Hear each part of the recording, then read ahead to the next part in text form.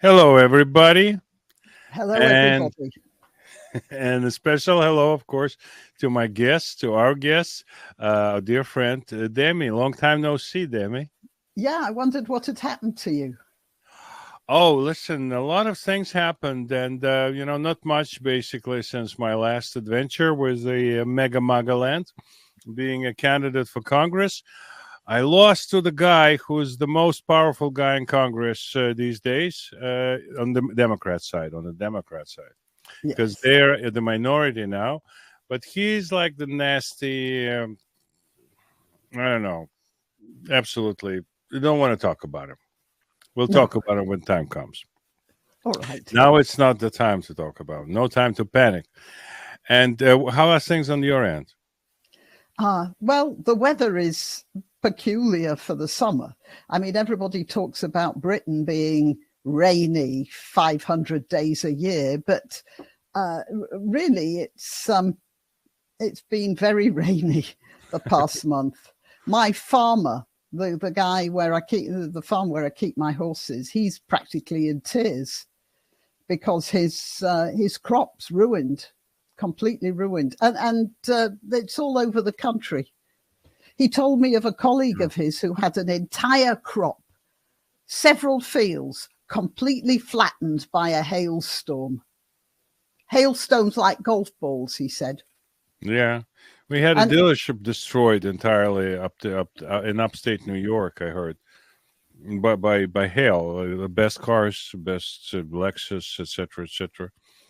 this Oh, year, yeah, with the hail. oh, yeah, okay. Anyway, yes. So I'm riding my horse in between rainstorms, basically. Wow. But That's it's courageous. That's courageous of you. do you know? I want to tell you. Can I tell you? Can I talk about this, or do you Oh, want to talk about? absolutely. No, no, no. I promised I will talk less because yesterday I So, had a guy and I ended up talking to him. oh, all right, fair enough. Well, Yeah, I'll go tell ahead. you what. I went out. It was a beautiful sunny day. This was a couple of months ago. It was a beautiful bright blue day. The sun was sparkling off the cornfields. The flowers were blooming. I thought, oh, this is a great day to go out on a really long ride. So I was out on this really long ride, and I was about like an hour away from home. And I saw on the horizon this little black cloud just peeping up over the hills. And I thought, oh, that's not Not a that's good not going to cloud. come over. No. I mean, look at the sky. It's blue. There are a few like Simpsons type fluffy clouds Yeah. floating about. No, that's not. And as I was riding along, and all I was wearing, honestly, was riding jeans Hmm. and a t-shirt and my hat, of course. And that was it. So that cloud came closer and closer and I think it's in the Bible, something like a cloud no bigger than a man's hand. I seem to remember that quote, and then turning into something horrible. Well, basically that was what happened. This cloud started to take over the sky. There was this dark looming shape coming closer and closer, like a lid coming over the dome. Wow. And then it started. And then when it came overhead, of course, water just fell out the sky. I mean, talk about a monsoon shower or something. I would have won a wet t-shirt competition at that point. I was absolutely. And we were plodding back. The horse didn't like it. I certainly didn't like it. And it was like half an hour in this rainstorm. And that's what. And you can never tell over here in this country. It Yeah. started off so. Anyway, that's my story. Yeah. Right. Brits are ever optimistic so much. You know what? I made some traveling. We did some traveling this period that we didn't see each other, Yeah. and we went to Jordan of all places. Oh, did you see Petra? Yeah, we did a lot Wanted to see that. we've been there. It's we walked for it turned out to be 25-kilometer walk on Petra over all those rocks. And there's much more to see. Of course, it's a huge they call it national park. Yeah. And I think that Americans and Yura and the South Koreans should be let in for free. It's not the case, of course, because every kind of insignia bears the sign built made with the help of support either Samsung or USA. But Right. forget it, it's done deal. But you mentioned the weather, and we were there related to Petra. We were there twice, and we decided to get because when you have to, there's some tickets you have to buy prior to going there. It's called Jordan Pass, and it gives you some semi-dubious benefits of saving money. So we did that. Anyway, so we discovered there is an entrance called Little Petra, and this is for the Bedouins, for those on whose land this thing is situated. So, and they, of course, don't have to pay to enter this, and they have certain benefits, pretty much like American Indians, for the use of land. Unlike American Indians, they hate the government. They're all armed, and I found much more in common with the Jordanian Bedouins rather than with anybody else in that country. But anyway, so in one day we went through a flood, through a sandstorm. They have terrible flash floods there. Yeah. I was my solicitor, the lawyer, he was killed. He was in a flash flood somewhere in the Middle East. I don't know where it was. It was probably in Jordan. And he was hiking with friends down a wadi, and there was a sudden flash flood, and he was drowned. That was the end of my solicitor. No, it was, yeah. In our case, we came out alive, but it was kind of panicky because people started rushing people out, and it's a narrow passage. And the peaceful Bedouins are making coffee for you for $1 Jordanian dollar. Coffee, of course, was the cardamom, which I couldn't stand it, but I had to. The little. I couldn't make them, do it without cardamom. Yeah. But it's fun anyway. So it's the rain began, and the streams of water were running down the walls. When you were of this narrow canyon, we were there, and water started. Right before our eyes started rising, and people were rushed, and there were some really narrow places, and I see people running back saying, I dropped my phone into the water, and water is already up to your waist. So and my wife was so excited by all this. She started filming, and she's filming and say, this is what you see in on TV when people get so involved in the goings on. They treat it as a TV themselves, being in a situation. It's time to run. Put away the phone. There's a peculiarity to the soil in that area, as I understand it. What happens when it's very fine dust, and there's some sort of reaction? I think it's something like surface tension when the water, because the ground is so dry, you'd expect the water to go straight in there.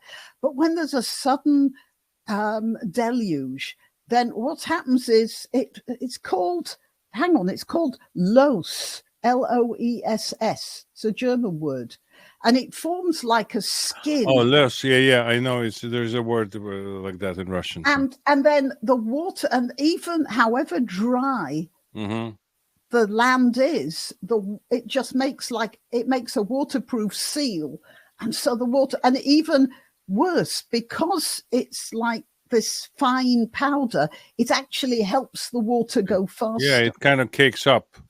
Yeah.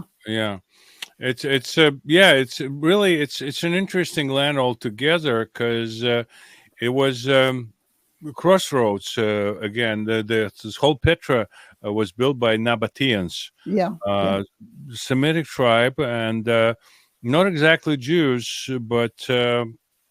I don't think they were Jews at all. They were pagans, weren't they? No, in terms of, how they call it, DNA wise, so to speak. Oh, you mean Yeah, Semitic people? Yeah. yes, Semitic people, yes.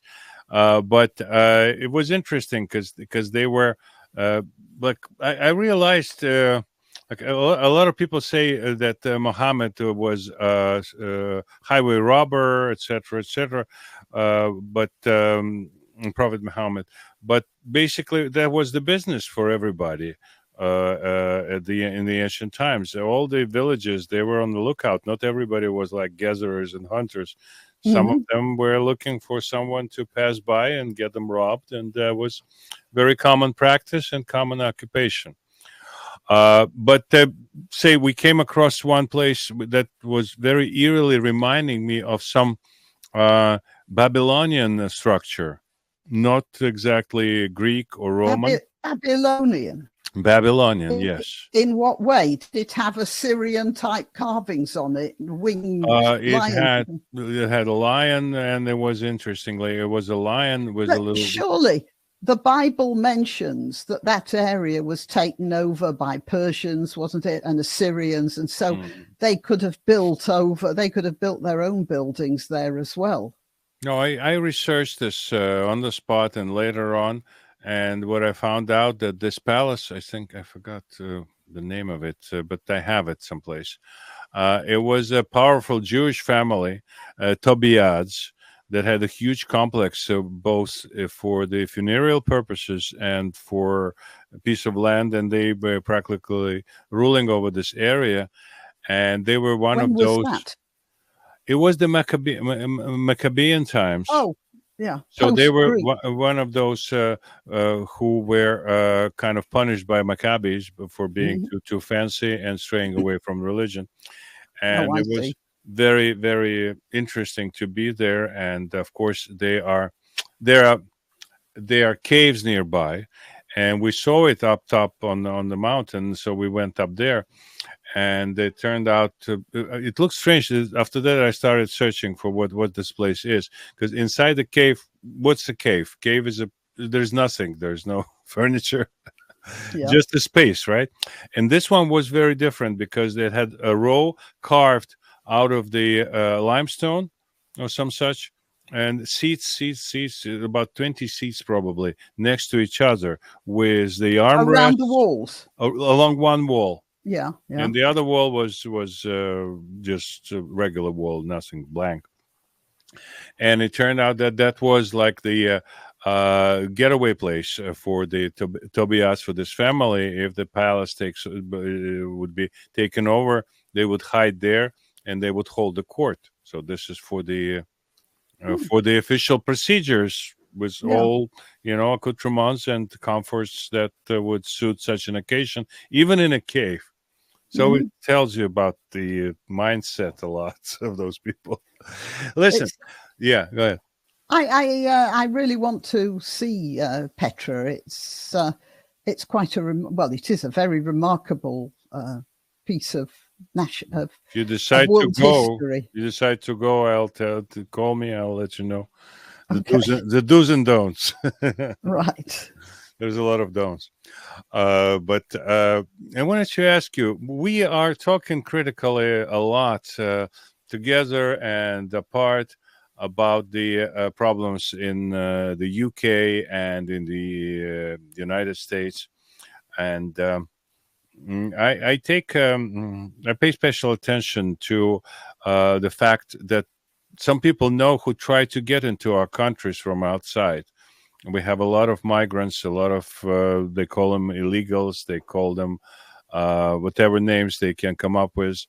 But those people know something about our countries that we know less of, maybe, because they still try to get into our countries, into the United States, into the United Kingdom. Whereas a lot of people who we know are thinking, listen, maybe we should spend some time outside of this country, seeing the turmoil, especially in the United States. Maybe we should look to spend the rest of our life someplace else. It's so critical, looking at the media, looking at the politics, looking at what's going on. Less so in Britain, I trust nowadays. But what you see in the United States is just a circus like no other ever. I think we have a problem of democracy. It's an inbuilt problem. And I don't see a way out of it. And I can speak for the UK only, Sure. but I suspect it's got its echoes in the USA as well. That there's a group of people who are able to vote, but who are accepting some sort of benefit from the government. Unemployment benefit, disability benefit. I'm not saying they're all bad people, but they would be idiots not to vote for people who would maintain their benefit. And it used to be that there was a balance, but it seems to me more now that the balance is tipping in the wrong direction. And people are voting for, basically they're voting for benefits. So when, say, Sadiq Khan, the mayor of London, has decided to make an ultra-low emission zone all over London within the M25, which is a huge area. Mm-hmm. And much of it on those outskirts is rural. It's not like filthy city centres. So what he said was, you can't drive a car that's even a petrol, no diesel, but certainly no petrol cars over 12 years old. Now, there are many people who depend on their cars for work.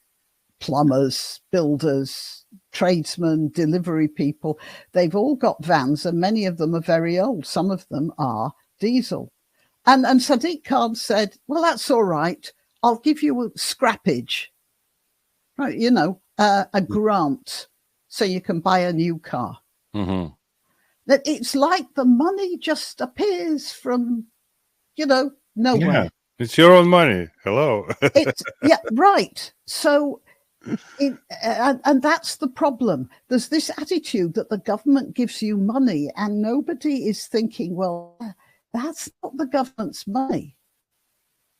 The people who don't care. They're getting the money. Yeah. The people who do have leave London, like we left London. So the balance is going to start, shifting. And it's all over the country. It's not like there's anywhere you can really run to, by the way. And they want to push the envelope even farther, as we say in the States. They want to do the digital currency now, digital money. So there will be not even a shred of paper involved, not even it's just push of a button and the government gets more money. That's taken something of a hit here in this country, fortunately. It's like occasionally I do consider that God maybe is an Englishman.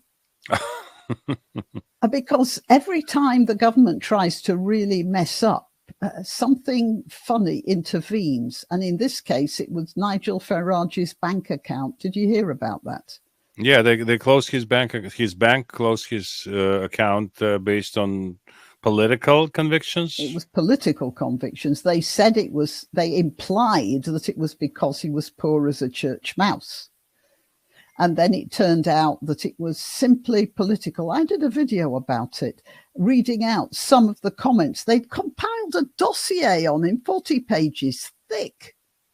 And they were quoting stuff from left-wing newspapers who were saying he's a racist. And I mean, just what commentators were saying. It wasn't hard evidence. Anyway, that's brought to everyone's attention the problems of digital currency. And I think that has, at least for a while, scuppered that idea in this country. Yeah, there was the cars, they would, the electric cars and self-driving cars, even more so, they can immobilize you. And it just opens the door, like with the And I'm a big. Just a minute. I'm going to interrupt you here. Sure. You have to remember this, Yura. There is no such thing as a self-driving car. Explain. Any car that you are not operating is being operated by someone else. It's being operated by someone in California or by someone in Westminster. Doesn't matter. But it's not a self-driving car. Whatever it is, it's a car that is being driven by someone who you hope is friendly, but needn't be. I just thought I'd bring that in there. But this someone has to be as crazy as an average Brooklyn or London driver, or Brooklyn or London pedestrian, because people do crazy things. London drivers are very good drivers. Without exception. Oh, there are exceptions. Other people who just rented it first time discovered they got to sit on the wrong side in the car to drive it. that does happen. There was a terrible accident here where an American, she was the wife of somebody in I don't know. I don't remember the name. She was the wife of somebody who was on an American base, I think, an army base. And she hit a cyclist and killed him.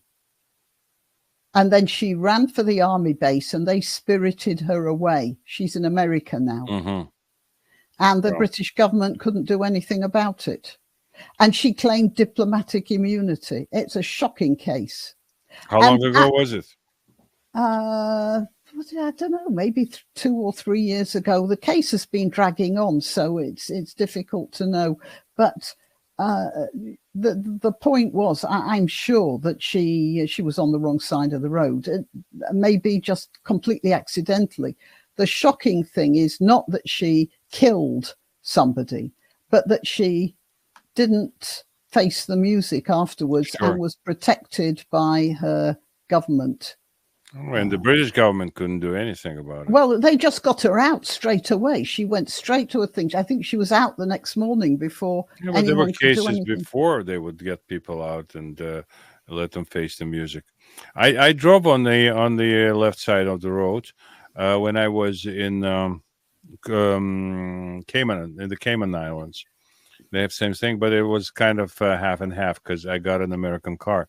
So the wheel was on the left side, and you also have to drive. That's bad. So it doesn't make any sense driving on the right side of the road. I mean, if you've got a gear shift car, a manual car, you've got your hands on the steering wheel. It's your right. I mean, in most cases, it's your right hand that's the more adept one. And when you change gear, you put your left hand down, change the gear, and you're still using your right hand to hold the wheel. Yeah, go on. What I read was this came from the carriages used to be on the left side because of the whips that the driver would have. And when you have a whip, so you can hit accidentally someone who's on the sidewalk.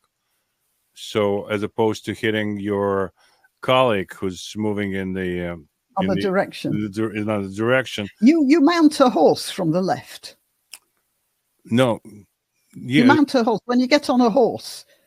No, when you're in a carriage, it was the traffic thing was when there were horse carriages in the city, so that the passersby wouldn't be hit.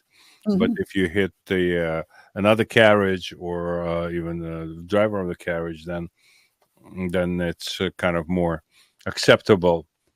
I believe that Ford started with the cars on the left and then switched very quickly to the right, but I don't remember why.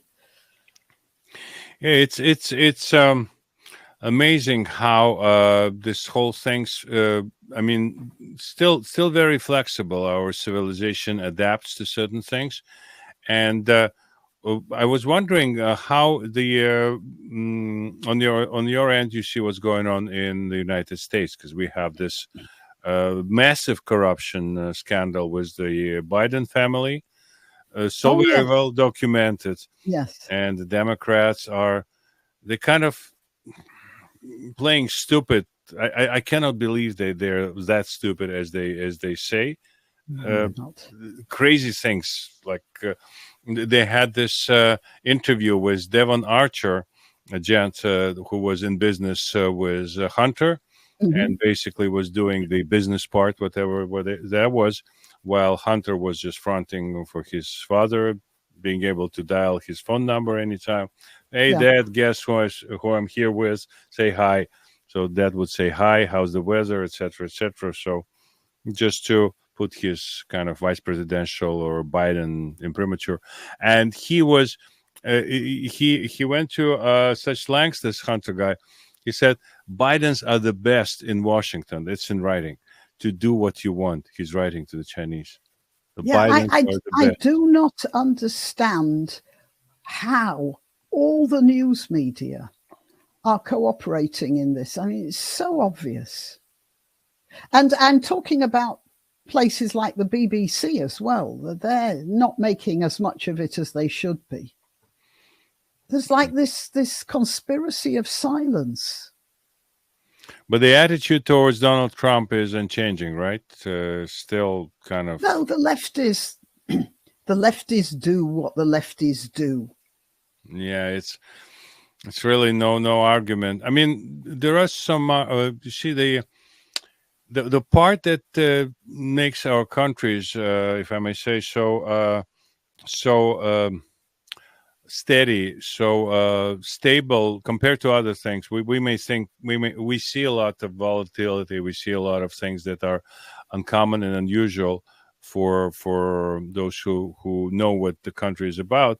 But compared to the rest of the world, you look at Russia, what's going on there. And I read the news that this morning, I mean, here on I had a little program before this one in Yeah. Russian, so people wouldn't be left without a dose of Mega Maga for the weekend.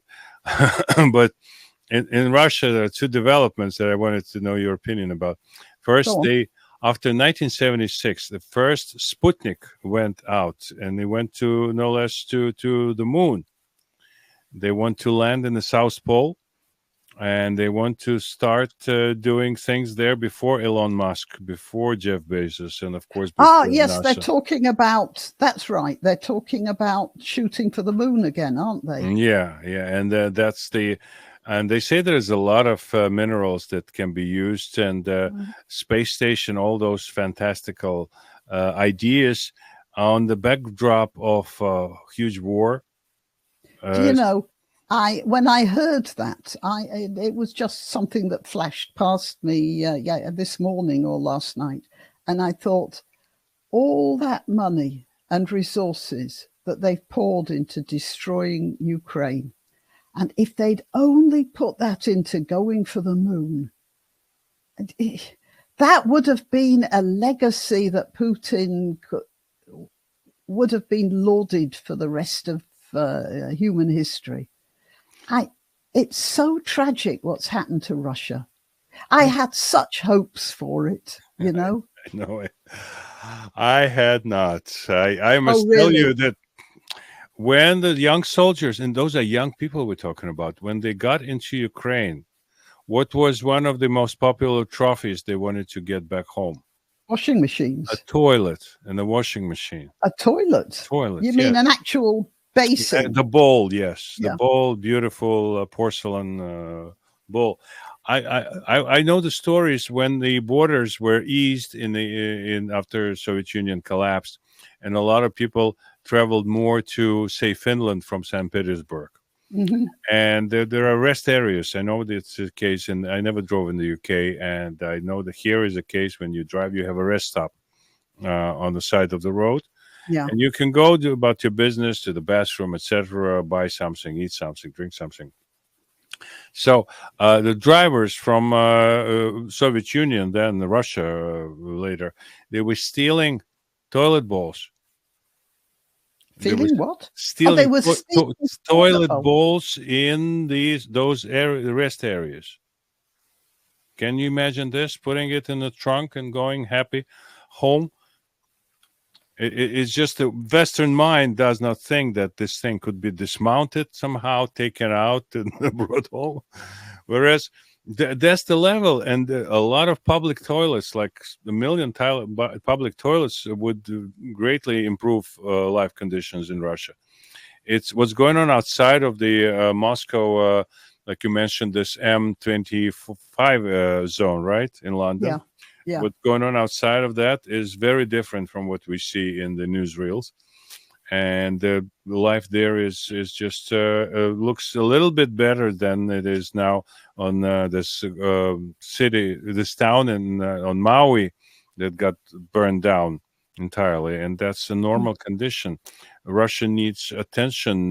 They didn't have a good leader for at least 1,000 years, maybe.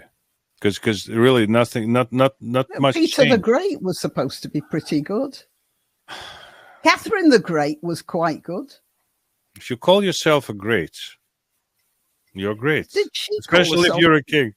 Of course, listen, the greatness of Russia is something that is greatly debated throughout the history of Russia, and none of good poets, famous great Russian poets, honestly thought that Russia was so great.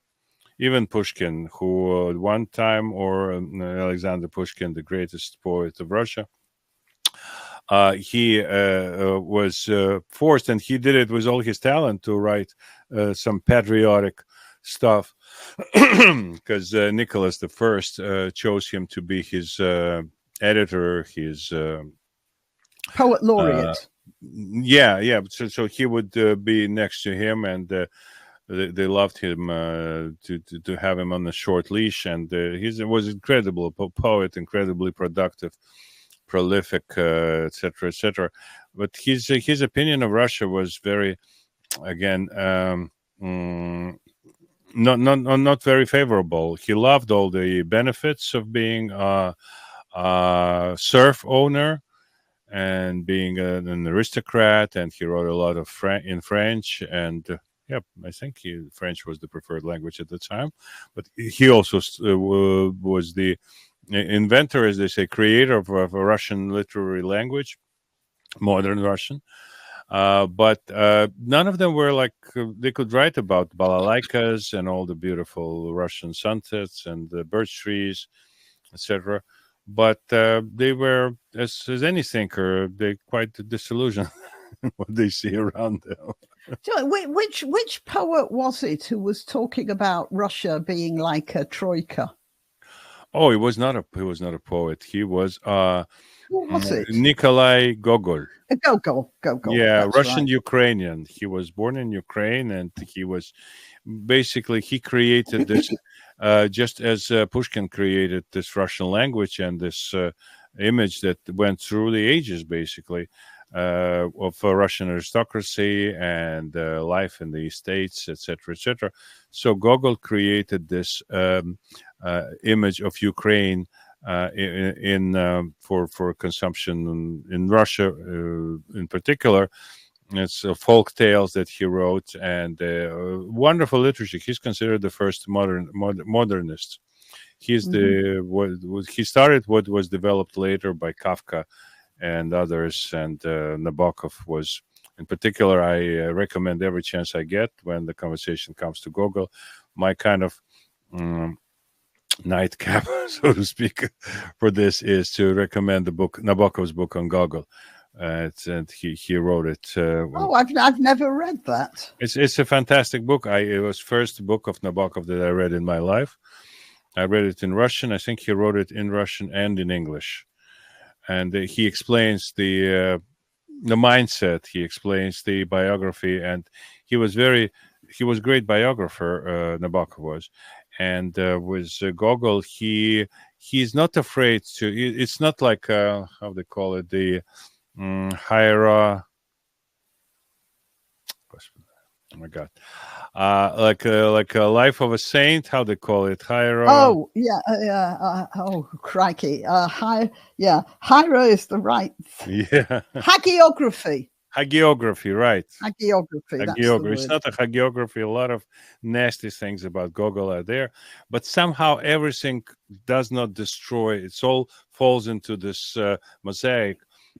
Forgive my cliche comparison, but it all falls into a whole mosaic of a beautiful opinion. And you, after you read the book, your opinion of Gogol and of course of Nabokov is even higher than it was in the beginning. Although there are things that you wouldn't know about Gogol, you wouldn't know, you wouldn't want to know about him.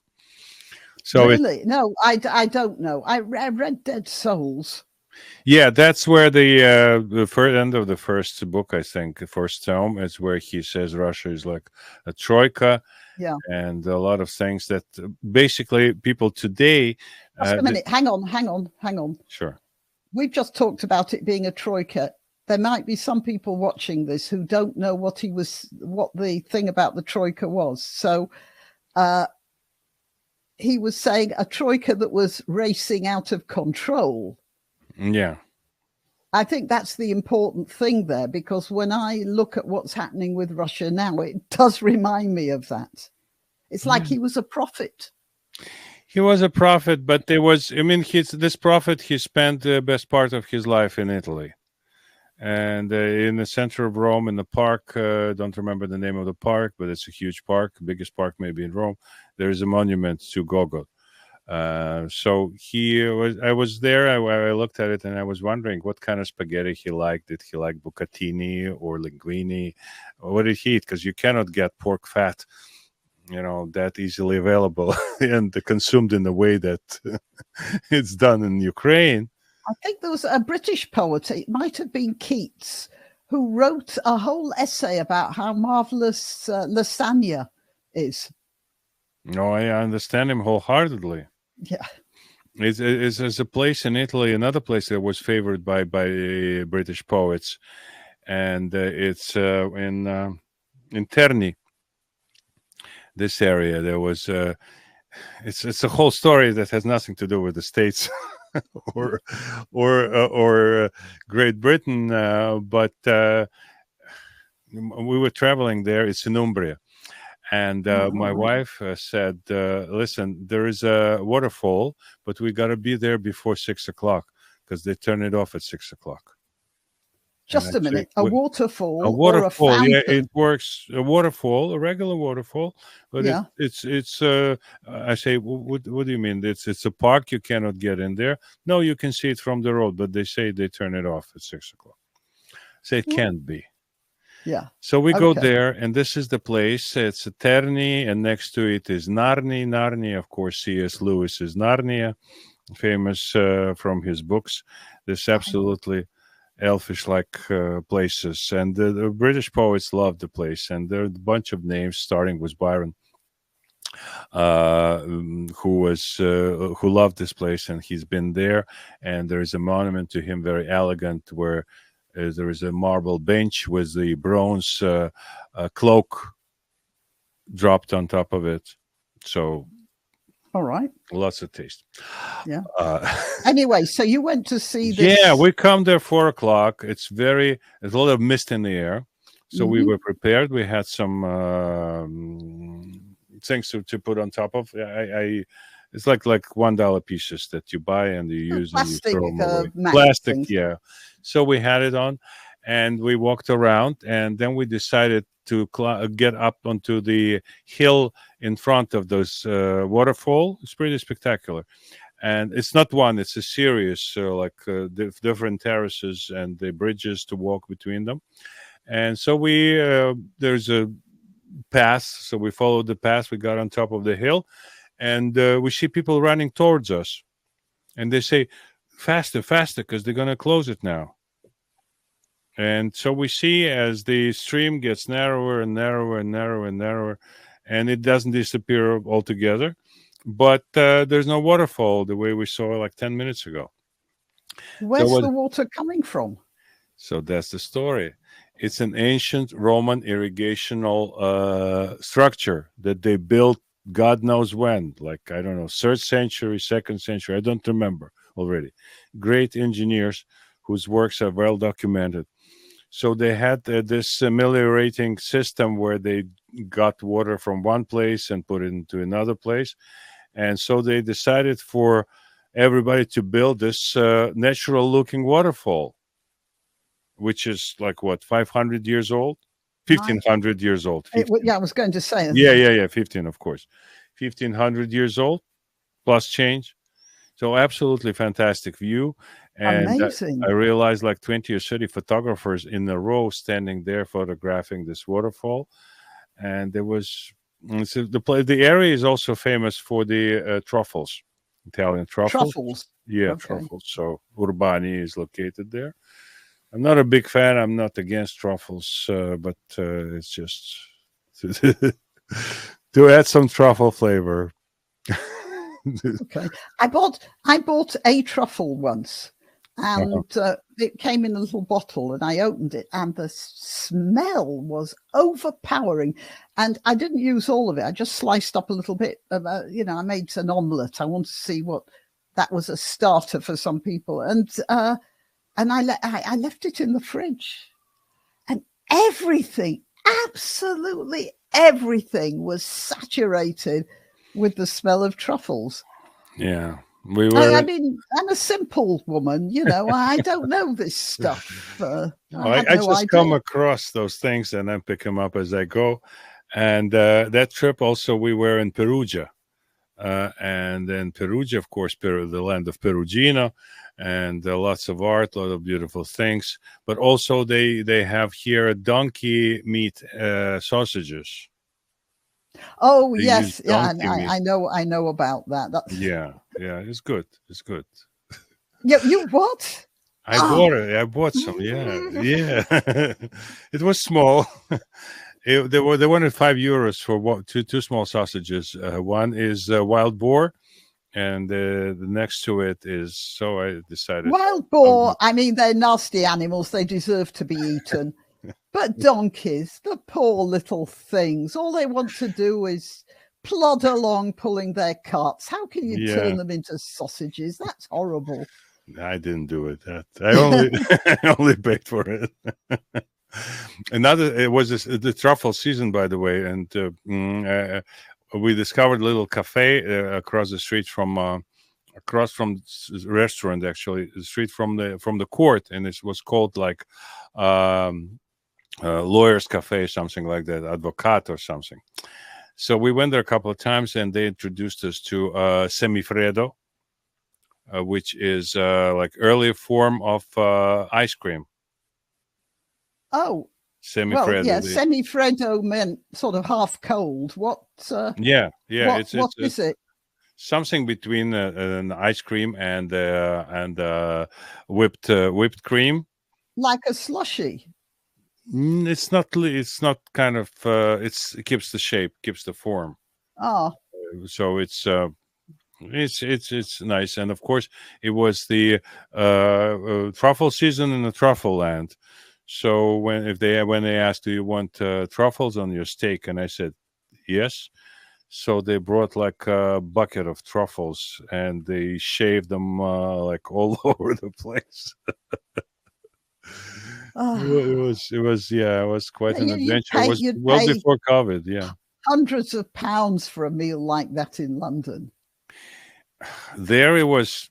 I'm telling you, I'm not a big spender on food in particular, and mostly we just grab stuff from like Carrefour or whatever European supermarket we have nearby. So we go there, Spar, or what else is there? Bocopa or something like that. Bocona. I'll take your word for it. Yeah. That's we don't know how it goes in. So we went from vital conversations into that. Yeah, it's all my fault. It's all my fault. There is a place for that too. Look, psychoanalyze me. I try to keep focused on one thing. Generally speaking, it's not malice, it's incompetence. And if we go back to this idea of democracy going wrong because people are voting for what they can get, they are going to vote for incompetent people. because it's incompetent people they can get the most out of.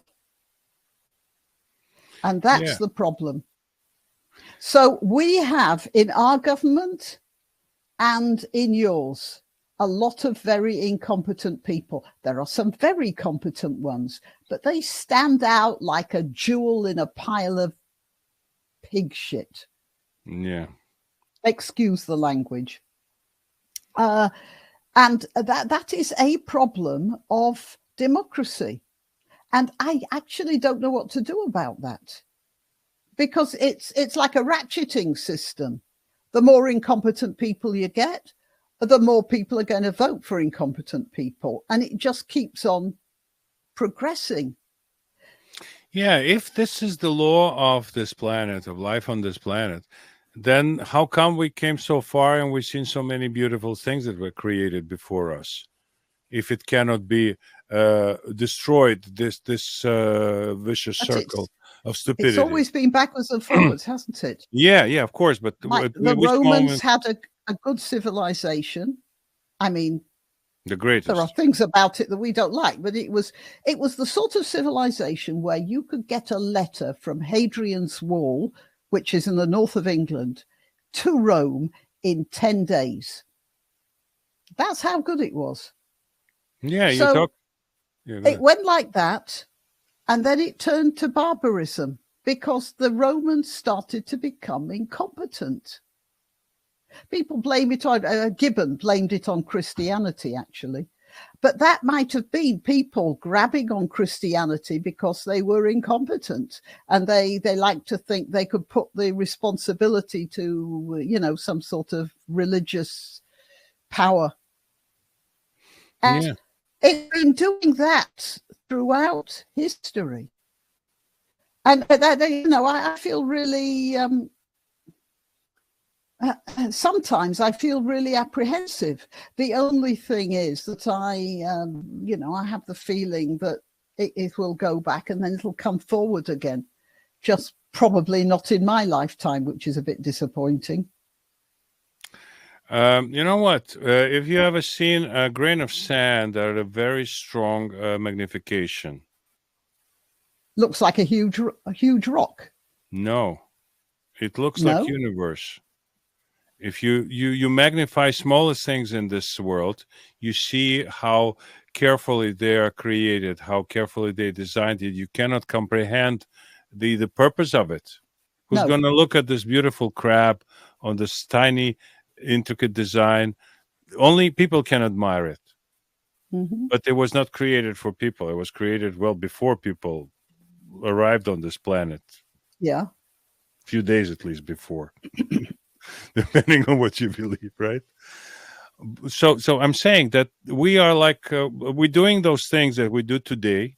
We were given those tools, and to be part of the same process that created, excuse my comparison, those beautiful designs on backs of the crabs in the sea. You see, what we're doing now is part of we think that we want to do it, but our thinking is also part of this whole process.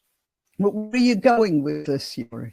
I'm going with this. I want to ask you about, to me, it's absolutely spectacular turn of events with the resurrection of Tucker Carlson. There's one person, Tucker Carlson, American commentator. I went off him when he started lambasting Ukraine and saying that Russia was in the right there. I thought that was despicable. It was despicable. I agree with you. I spoke out against him. However, small my voice is compared to his. But what happened, he got kicked out of Fox News. And he went to what is called now X. Then it was called Twitter. I didn't know that. I haven't kept up with him. I really have missed gone on. I really went the news of the century. So tell me about it, please. So he went there and he started doing interviews with people, following our example. He did. Yeah. He was talking to somebody about the January the 6th thing, which I did appreciate. The last thing. We knew I mean, everybody knew that there was something odd about that to start with. It wasn't like this was absolutely shocking news. He got a head of Capitol Police, who was the head of the police at that Yeah. day. And what do we see in the program there? What they describe is a perfect picture of a military coup. The Yeah. police was cut out of the loop, Hmm. and he made that could be one of the reasons why he was taken out of Fox News, banished from there, because what this guy says, Stephen Lund, Lund doesn't matter. No, Sund, Stephen Sund. It's absolutely unheard of, and he recorded an interview with him while he was at Fox, and then they kicked him out, and he said, I have no right to the material that I created at Fox, so I had him over once again. Right. And Okay. Stephen Sund traveled to him, and it looks like absolutely credible guy who's just fuming at what happened 2 years ago. But is anybody listening? Millions and millions. The first transmission, first program of Tucker Carlson on Twitter got, last time I checked, maybe 10 days ago, it was 122 million views. That one is not in the same category, I think, but healthy 50, 60 million, I would say it would gather.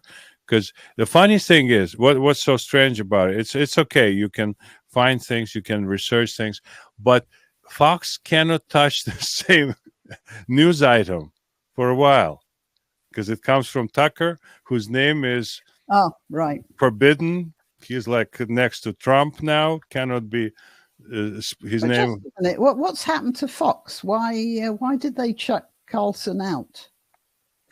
There's a number of reasons floating around.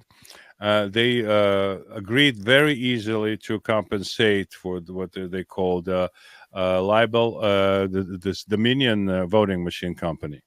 Oh, yes, of course. Yes. So very soon after that, literally in days, they fired Tucker, and he didn't know he will be fired on Monday. He had his program on Sunday. He said, "See you Monday." Monday, they announced that he's gone. Okay. So Tucker himself mentions that it was one of the conditions of Dominion to get him out of the picture. Why would they want him out? Of course, he reasonably doubted the elections. Of course, he supported, as everybody knows, I mean, not of course, it's not obvious to too many people, he supported Donald Trump. But also it turns out that he was... to me, it's like Democrats would never accept it as a proof of anything. But for any normal person who lived more than, I would say, 20 years, 15 years on this planet, it would be obvious because Dominion was in charge of the electronic voting. Yeah. Right? So what happened? Trump lost, Biden won, right? A lot of people will say I'm saying wrong things. I'm not supposed, as a true believer, to say it. Just for the sake of argument, I'm saying. So then we had this very doubtful proceedings where all the cases brought in by Trump team were thrown out. And then we had January 6th, which was actually a riot, an insurrection, an attempt to overthrow the government, the impeding the government proceedings, trespassing, all those things. People got killed, all those things. But now, when they got Tucker out on the premise that he is enemy of Dominion, it kind of shows that Dominion and the Democrat Party and the Biden's White House and Obama's organization are all in cahoots. They covering the situation for each other. So Dominion, and I predict that they're out of business. They got a lot of money. Nobody will want to have business with them because nobody wants for any kind of money. They want this type of trouble that Dominion brought to their client, the American government. So there will be something else in the upcoming elections. But the reason why they got rid of Trump, of Tucker Carlson, gets in line with everything else that's going on right now. They only want this basically non-existing elite to continue lord over us. And elite, I don't know how it is in England, if you still believe that there must be an elite left, not aristocrats, but really people of a larger way of thinking, of vision, of what associated Well, with. there's always talk about that. Yeah, but it's basically gone, and until we recreate this elite, we regrow, so to speak, this type of people, and they may be not to our liking, not all of them, but they need to have a vision. It's and Donald Trump is one of the people of this new elite, I would say, in a good sense, because he has the vision of what he wants this country to be, and he kind of put a lot of his skin in the game, so to speak. So so they don't want it to be, they don't want to be taken over the new type of people who really would be useful for our civilization in general, and they're ready to do anything to stay in power. It's pessimistic, but I see a ray of sunlight. You see, the thing is, like, you've got Tucker Carlson, and you say 100 million people were watching him. 122. But he's not reaching people who watch mainstream media, and they really are the majority still, whatever we like to say about it. You see, we hear a lot of things about the power of the majority these days. And the other day I heard about certain research done in Colombia, of course, by the lefties. And they analyze the results. I mean, sociology is left field story. Yeah. They are interested in the machinations, in the machinery of how to what's going on actually, or to present a picture that they can sell. That's another story. But they said that it's 8 to 10% of the population that you need to get really riled up about the change, and the change will come. It's not like you need to have 51% democracy this, democracy that. No, that's an interesting idea. Tell me, who came up with this? One of the names, Chernovets is not like first generation Russian Jew, but close to that. I'm sorry, I have this hearing defect. When I hear a name, I immediately try to find the provenance where the idea came from. But I promise I'll find out. I will see. I don't even remember where I heard this comment, but it's really like Trotsky said, that to do what is called the October Revolt or October Revolution, I need 1,000 people. And 1,000 people took over the Winter Palace in St. Petersburg. And then everybody else realized that life has changed. Of course, they had a lot of sympathizants among them, the aristocracy, among the intelligentsia, people of arts and letters and stuff like that. So this is what we have today. So their idea is to get several thousand really dedicated people, and we have to have our own several thousand dedicated people, and then we'll see. It's not necessarily you win everybody or 51%. That's an interesting idea, which I didn't know about, and I think I'll have to read around that. I find that very interesting indeed. Yeah, it's like 300 Spartans type of deal, just to put it. It wasn't just 300 though. They had a couple of thousand slaves, didn't they? No, they come and peasants, and there were a lot of people, of course. But the history keeps its silence. It's 300 Spartans. Period. Demi, thank you so very much for responding to my invitation, and I hope we'll do something else along the lines of what's going on in the world, more concentrated. This time, we, of course, were very broad in the subject matters. I do enjoy chatting with you, Yuri. That's how we do. We have different types of talks for different people. Thank you again. And don't go away. We need to talk some technical details. Okay. See you. Goodbye, everybody.